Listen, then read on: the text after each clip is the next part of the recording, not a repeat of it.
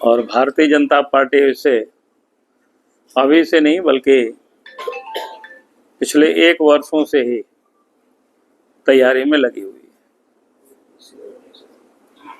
और उसके निमित्त आप सबको ध्यान में होगा कि प्रत्याशी की भी घोषणाएं हो चुकी है काफी संख्या में। अब कुछ एक क्षेत्रों में प्रत्याशी की घोषणा बचा हुआ है, तो वो भी हमें लगता है कि एक आध सप्ताह में घोषणा हो जाएगी। पार्टी एक तो पिछले 10 वर्षों का जो नरेंद्र मोदी जी का जो केंद्र सरकार की जो विकास की काम है और गरीब कल्याण का जो काम है, उन सारे योजनाओं को लेकर के जनता के बीच आना, मतदाताओं से संपर्क करना। अब गरीब कल्याण के लिए देश की सरकार ने, नरेंद्र मोदी जी की सरकार ने छोटा छोटा अगर मैं कहूं कि जिस काम को किया है, जिससे आम लोगों से जुड़ा हुआ मामला था,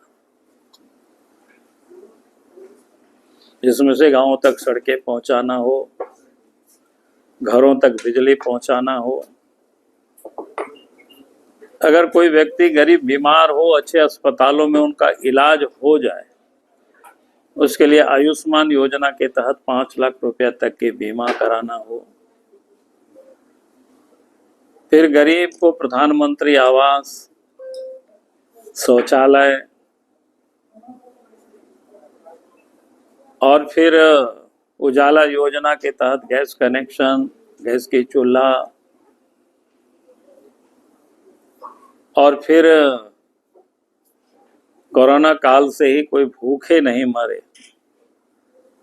या कोई भूखे बच्चे सोना नहीं पड़े गरीब को।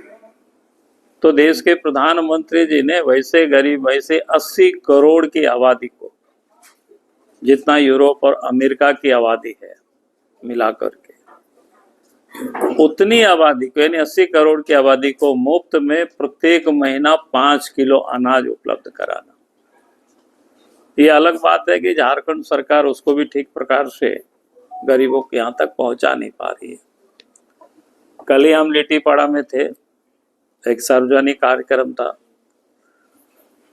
वहां प्रिमिटिव ट्राइब यानी पहाड़िया लोग हमसे मिले, आवेदन दिया है, अभी भी आवेदन मेरे पास पड़ा हुआ है, व्यक्ति का नाम और कार्ड नंबर। 2023 के अक्टूबर नवंबर में अनाज गरीबों को मिला ही नहीं। तो आप सोच सकते हो, जो देश के प्रधानमंत्री मुफ्त में जो अनाज भेज रही है गरीबों के लिए, उस अनाज को भी गरीबों के घरों तक पहुंचा नहीं पा रहे, उसको भी बाजारों में वो बेच दे रहे हैं। और जब इनके ऊपर जांच पड़ताल होता है तो कहता है कि भाई हमको फंसाया जा रहा है। तो आज झारखंड की जो हालत है वो किसी से छुपा हुआ नहीं है।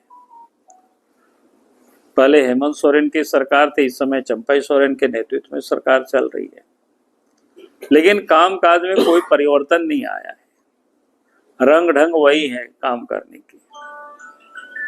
पहले भी ट्रांसफर पोस्टिंगों में अफसरों से पैसा लिया जाता था, नदी के बालू को भी बेचा जा रहा था, यूं ही ऐसे ही कोयला है, पत्थर है, लोहा है, यहाँ तक कि जमीन के भी जो धंधा है पूरे प्रदेश में जोर शोर से है।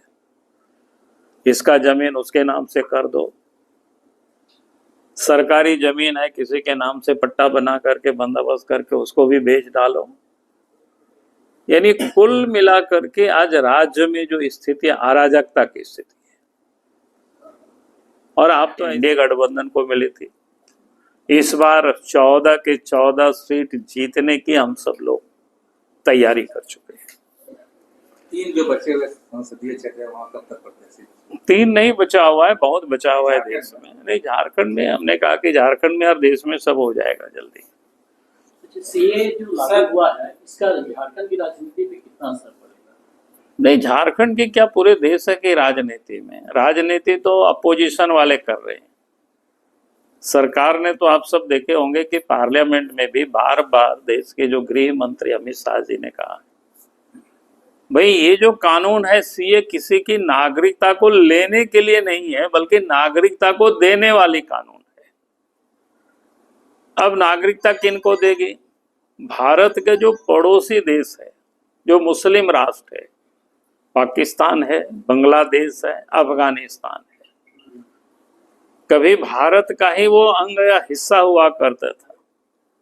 वहां पर बड़ी तादाद में जो अल्पसंख्यक होते थे, वहां पर हिंदू थे, बौद्ध थे, सिख थे, जैन थे, पारसी थे, ईसाई थे, उनकी उपासना पद्धति के कारण, उनके मजहब के कारण उनको वहां प्रताड़ना दी जाती थी, और उस कारण से वहां से भाग भाग करके लोग भारत में आकर के यूं ही लोग बसे हुए थे, बड़ा कष्ट के जीवन लोग जी रहे थे। किसी भी सरकार ने उनके बारे में कभी चिंता नहीं की, क्योंकि पाकिस्तान तो भारत का ही आजादी के साथ हो बटा है, विभाजन हुआ है। तो वो जो लोग थे, उन लोगों को नागरिकता देने के लिए सिटीजन अमेंडमेंट एक्ट जो है, जो बना है, तो उसी को लागू किया गया है। और स्वाभाविक है कि आप भी देख सकते हो, अगर हमने यूट्यूब में, मैं देख रहा था बंगाल की वो दृश्य को, या दिल्ली, या फिर उनका वहां से बदल दिया गया। ऐसे कई लोगों का हुआ, लेकिन एक मेरे संज्ञान में आया तो इतना वो फ्रस्ट्रेट थे, तो कहा कि हम नौकरी से ही रिजाइन कर देंगे। तो हमने उनसे बात किया, फिर हमने समझाया, तो हमको तो वो बताए नहीं, लेकिन हमें एक बात की बड़ी चिंता हो रही थी। सामान्यतः अफसरों के ट्रांसफर पोस्टिंग ऐसे होते रहता है, लेकिन आदमी इतना विचलित क्यों है, वो रिजाइन तक की क्यों बात कर रहा है। तो हमारे एक परिचित थे, और थोड़ा उनका अफसरों से संबंध रहा है, तो हमने उनको कहा, यार हम तो कुछ भी नहीं सकते, हमको बताएगा भी नहीं, थोड़ा पता करो कि इतना एक्साइटेड, यानी इतने गुस्सा में है। सामान्यतः ट्रांसफर होता है तो बोरिया बिस्तर लेकर के लोग रहते हैं, लोग चल देते हैं, जल्दी इतना फ्रस्ट्रेट दिखाई नहीं पड़ते हैं लोग। फिर उन्होंने बात किया तो हमको बताया कि सर, उन्होंने बताया 40-30 लाख दे करके आए हैं, और दूसरा जो आया 40 लाख ये तो चला गया। मैंने कहा से, तो इसलिए वो बखलाया हुआ है। तो मैं इसलिए इस बात को यहाँ बता रहा था, किस प्रकार से इस राज्य में उगाही हो रही है। और इसलिए आप देखेंगे पुलिस पदाधिकारी भी टूल्स की तरह काम करता है सरकार का। जनता अगर दफ्तरों में पहुंचते हैं तो कोई सुनने वाला नहीं है, कोई देखने वाला नहीं है। तो ये राज्य की ये हालत है।